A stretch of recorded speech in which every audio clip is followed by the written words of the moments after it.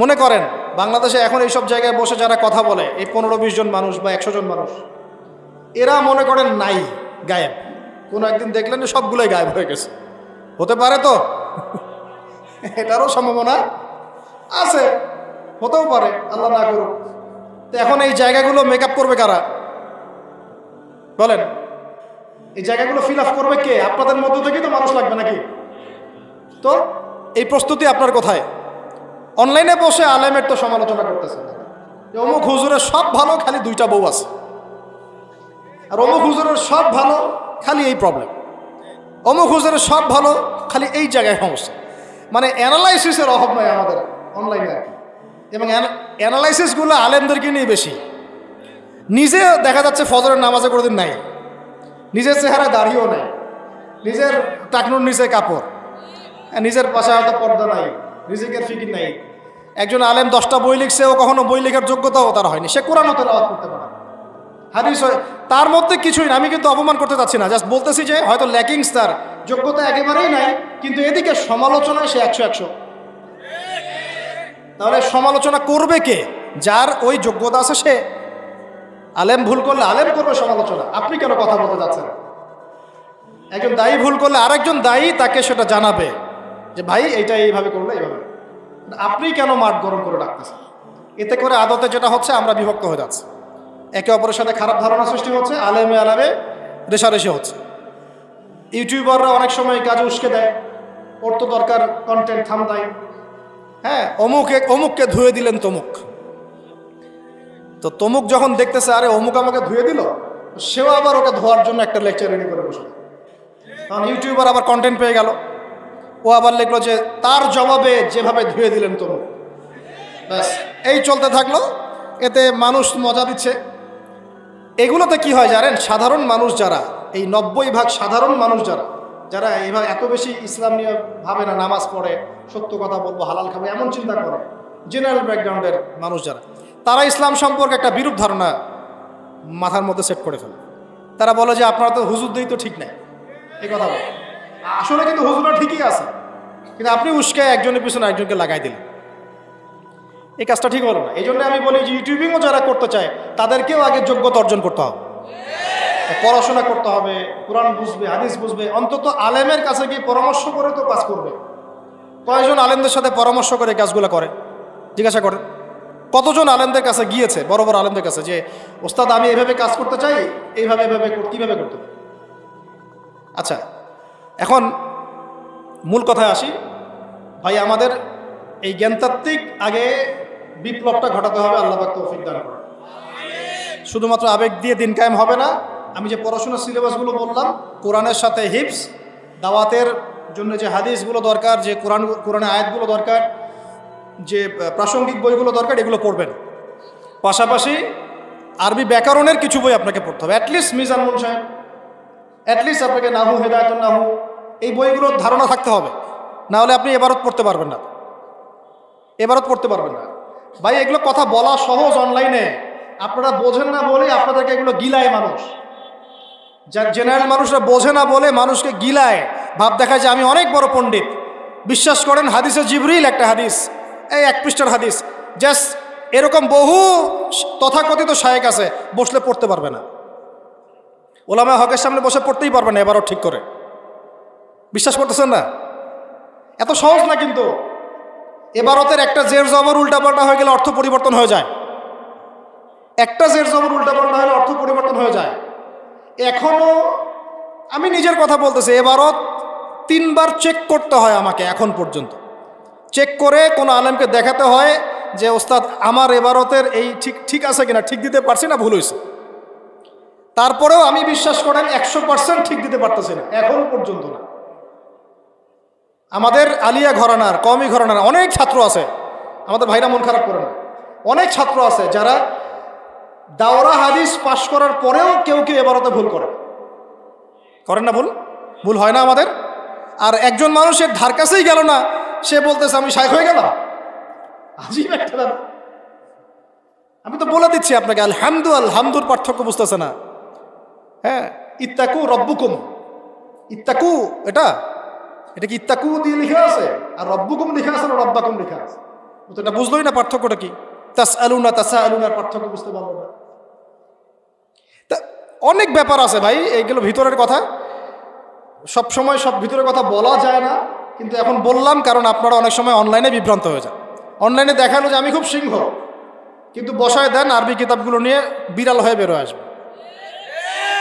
এই জন্যে আমরা এইসব কখনো মোনাজারা কথা বলিও না, প্রসঙ্গ উঠালে পরে। এই জন্য আমি বললাম যে ঠিক আছে, আমি প্রয়োজনে 10 জন বড় বড় আলেমকে নিয়ে বসবো, আপনারা 10 জন আলেমকে নিয়ে আসবেন, একটা একটা করে বিষয়ে লেখা হবে, ওইটা লাইভ সবাইকে দেখানো হবে, তারপর দেখা যাবে কোনটা হকের উপর আছে কোনটা বাতিলের উপর আছে। আর আমি বসতে পারি এখন কোনটা নিয়ে, এই যে প্যালেস্টাইন ইস্যু নিয়ে যা বলা হলো, এর এক একটা বিষয় যে বাতিল আমি খণ্ডন করবো ইনশাআল্লাহ, একটা একটা বিষয়। এটার জন্য আমি অপেক্ষা করছি একটা উপযুক্ত পরিবেশের। ইনশাআল্লাহ আগামী 23 তারিখে এটা খণ্ডন করা হবে ইনশাআল্লাহ। আগামী 23 তারিখে বাংলাদেশের ওলামা মাশায়েখদের একটা পরিষদ আছে, তাদের একটা বড় কনফারেন্স হবে ইনশাআল্লাহ। সেখানে সমস্ত ওলামায়ে কেরাম থাকবেন, আপনারা যেতে বললে আপনারা যেতে পারবেন ইনশাআল্লাহ। বড় বড় আলেমরা কথা বলবেন, সেটা হবে আলেমদের মজলিস, ইঞ্জিনিয়ারিং ইনস্টিটিউশন, আপনারা অনলাইনে পাবেন ইনশাআল্লাহ এটা। তো ওইখানে প্যালেস্টাইন ইস্যুর প্রত্যেকটা ইস্যু ধরে ধরে ইনশাআল্লাহ কথা বলা হবে, যে কোন কোন জায়গায় তারা জাতিকে বিভ্রান্ত করছে, মিথ্যা তথ্য দিচ্ছে। আল্লাহর কসম করে বলছি আমি, আল্লাহর কসম করে, শেষ জামানার সবচেয়ে গুরুত্বপূর্ণ জায়গা ফিলিস্তিন।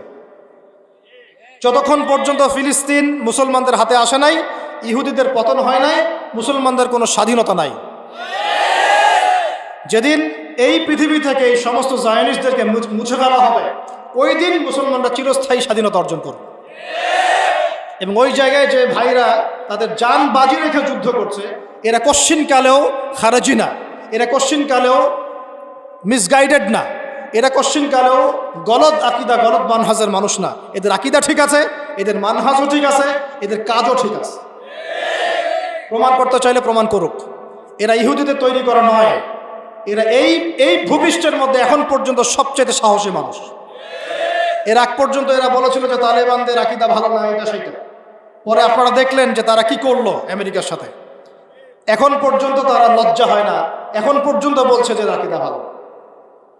যারা জানবাজি রেখে কুফফারদের সাথে ময়দানে জিহাদ করে, ওদের আকিদা ভালো না। আর তুমি ঘরের কোনায় বসে বসে মুজাহিদ ভাইদেরকে গালি দাও, তোমার আকিদা ভালো। বাংলাদেশের মানুষকে তোমরা পাগল পাইছো, হ্যাঁ? বাংলাদেশের মানুষকে পাগল পাইছে। আমরা এতই বোকা হয়ে গেলাম, এতই অন্ধ হয়ে গেছি আমরা। যারা জানবাজি রেখে কুফার শক্তির সাথে ময়দানে রক্ত ঢেলে, বুকের রক্ত ঢেলে দিয়ে যুদ্ধ করে, এদের আকীদা ভালো না, এদের মানহাজ ভালো না। আর তুমি ঘরের মধ্যে বসে বসে উল্টা এদের বিরুদ্ধে পোস্ট দাও, তোমার আকীদা ভালো আর তোমার মানহাজ ভালো। আল্লাহর কসম করে বলতেছি, এই এখন যা চলতেছে, সামনে এগুলো আরো বাড়বে, আরো বাড়বে, ওদের আগ্রাসন আরো বাড়বে। ওরা এই বিশ্বটাকে দাজ্জালের জন্য সাজাচ্ছে। ওলামায়ে হক এরা বুঝবেন, শেষ জামানার দাজ্জালের কনসেপ্ট না বুঝলে আপনি বুঝতে পারবেন না।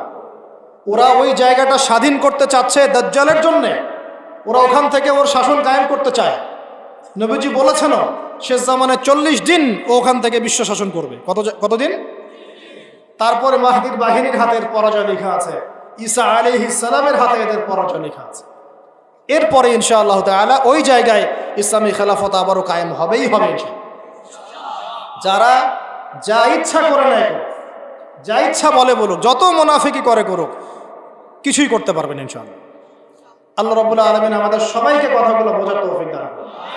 তরুণ সমাজ আমরা যারা আছি, আমাদের করণীয় হচ্ছে আগে ইলমের মেহনত করা, এরপরে ওলামায়ে হকের সাথে থাকা, এরপরে ঐক্যবদ্ধ থাকা, বিচ্ছিন্ন না হওয়া, আল্লাহর রাস্তায় দাওয়াতের মেহনত অব্যাহত রাখা, সৎ কাজে আদেশ করতে থাকা, অসৎ কাজে নিষেধ করতে থাকা, আদর্শ পরিবার গঠন করা, বাচ্চাদেরকে মানুষ করা, হালাল খাওয়া, এবং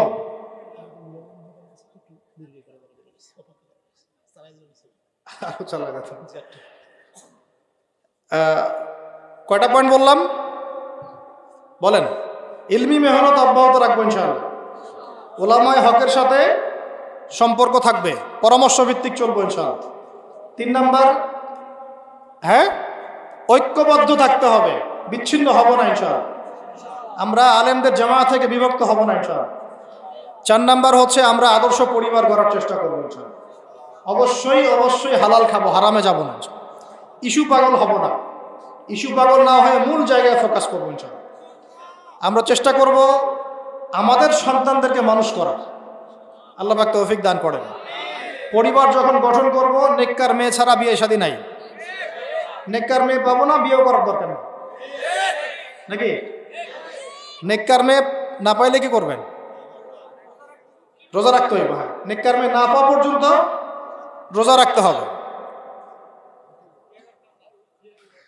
নেককার মেয়ে পাওয়া খুব মুশকিল, এবং নেককার মেয়ে না পেলে জীবন ধ্বংস হয়ে যাবে।